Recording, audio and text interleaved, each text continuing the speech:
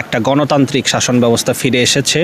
যে সকল সংসদ সদস্যরা রয়েছেন প্রার্থীকে পছন্দ কিন্তু ভোট দিতে পারে না। বিগত সময়গুলোতে রাষ্ট্রপতি পদটা এত আলংকরিক এবং এত বেশি পুতুল হিসেবে ছিল যে দলীয়ভাবে কিন্তু এটা রাষ্ট্র নির্বাচিত হয়েছে। দীর্ঘ ৩৫ বছর পর বাংলাদেশের রাষ্ট্রপতি নির্বাচনে দেখা গেল এক ভিন্ন চিত্র। ১৯৯১ সালের পর এবারই প্রথম জাতীয় সংসদ সদস্যদের প্রত্যক্ষ ভোটে প্রতিদ্বন্দ্বিতামূলকভাবে এই নির্বাচন অনুষ্ঠিত হলো। এই নির্বাচনে ২৫৫ ভোট পেয়ে রাষ্ট্রপতি হিসেবে নির্বাচিত হয়েছেন মির্জা ফখরুল ইসলাম আলমগীর এবং কাছাকাছি প্রতিদ্বন্দ্বী হিসেবে ৮৮টি ভোট পেয়েছেন অলি আহমদ বীর বিক্রম। নির্বাচিত এই রাষ্ট্রপতির কাছে সাধারণ মানুষ কী প্রত্যাশা করছে চলুন শুনে আসি তাদের মুখ থেকেই। ২৩তম রাষ্ট্রপতি হিসাবে জনাব মির্জা ফখরুল ইসলাম আলমগীর নির্বাচিত হয়েছে। তো আমি মনে করি যে দীর্ঘদিন দেশে একটা ফ্যাসিস্ট শাসন ব্যবস্থার পরে একটা গণতান্ত্রিক শাসন ব্যবস্থা ফিরে এসেছে। তারই প্রতিফলন আমরা দেখতে পাচ্ছি, যেহেতু ইলেকশন হয়েছে এবং রাষ্ট্রপতি সাবেক যিনি ছিল উনি তো ফ্যাসিস্ট সরকারের নিয়োগকৃত ছিল।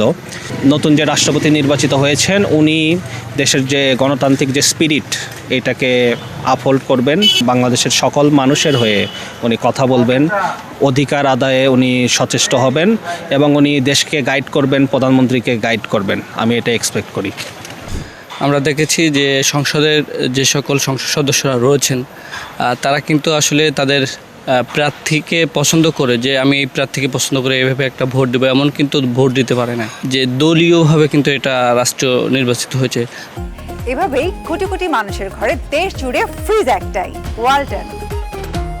তারপরেও আমি বলবো যে যিনি রাষ্ট্রপতি নির্বাচিত হয়েছেন মির্জা ফখরুল ইসলাম আলমগীর অত্যন্ত ভালো একজন ব্যক্তি এবং তিনি যেন কোনো দলের হিসেবে বা কোনো গোষ্ঠীর হিসেবে যেন কাজ না করে, দেশের হিসেবে, দেশের জনগণের হিসেবে তিনি যেন কাজ করে এবং মানুষের সকল নাগরিকের অধিকার যেন বজায় থাকে সেই হিসাবে যেন তিনি কাজ করে। আমরা দেখেছি যে আওয়ামী লীগের সময় যে শাহাবুদ্দিন রাষ্ট্রপতি হয়েছিলেন, শাহাবুদ্দিন চুপ্পু, তিনি কিন্তু একটা পুতুল হিসেবে ছিলেন, যে শেখ হাসিনা যেভাবে বলতো তিনি সেভাবে কাজ করেছেন।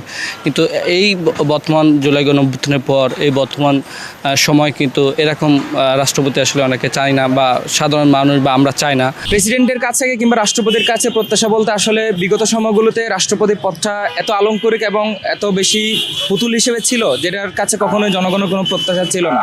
কারণ ওনার হাতে আসলে কখনোই জনগণকে সার্ভ করতে পারে এরকম কোনো প্রকৃতপক্ষে ক্ষমতা ছিল না। তো আমরা দীর্ঘদিন পরে আজকে রাষ্ট্রপতি নির্বাচন দেখলাম, যদিও বা সেটার খুবই দুঃখজনকভাবে আমরা যে জুলাই সনদের আদলে নির্বাচন চেয়েছিলাম কিংবা যে ধরনের ৭০ অনুচ্ছেদের সংস্কারের মাধ্যমে আমরা নির্বাচন চেয়েছিলাম সেটা হয়নি। ঠিক আগের পদ্ধতিতে নির্বাচন হয়েছে, বাট যে নির্বাচনটা যে হয়েছে জাতি ন্যূনতম হলেও আগ্রহ প্রকাশ করেছে সংসদে, তার যে নির্বাচনী পরিবেশ তৈরি হয়েছে, আমি মনে করি সেটা বাংলাদেশের জন্য একটি ছোটোখাটো হলেও একটি পজিটিভ জিনিস। সেই রাষ্ট্রপতির কাছে, নির্বাচিত রাষ্ট্রপতির কাছে আমাদের প্রত্যাশা থাকবে রাষ্ট্রের যে গুরুত্বপূর্ণ অর্গানগুলো, মিলিটারি থেকে শুরু করে অন্যান্য যে সাংবিধানিক প্রতিষ্ঠানগুলো, সেগুলোকে তিনি সমুন্নত রাখবেন, সেগুলোকে দলীয় হস্তক্ষেপ থেকে তিনি মুক্ত রাখবেন। এবং যদিও বা তিনি বিএনপির মহাসচিব ছিলেন, কিন্তু সে কিন্তু এখন বাংলাদেশের রাষ্ট্রপতি, মহামান্য রাষ্ট্রপতি। সো উনি যাতে বাংলাদেশের ১৬ কোটি জনগণকে ওভাবে সার্ভ করার মানসিকতা রাখেন, জনগণের জন্য দায়িত্বশীল আচরণ করেন, সে প্রত্যাশা অবশ্যই থাকবে। তো নতুন রাষ্ট্রপতির কাছে আমাদের অনেক প্রত্যাশা, আমরা যেন বিগত ফেসিবাদী আমলের যে রাষ্ট্রপতি ছিলেন তার মতো যেন আমরা আচরণ, তার মতো যেন আমরা চরিত্র ধারণ করতে না দেখি।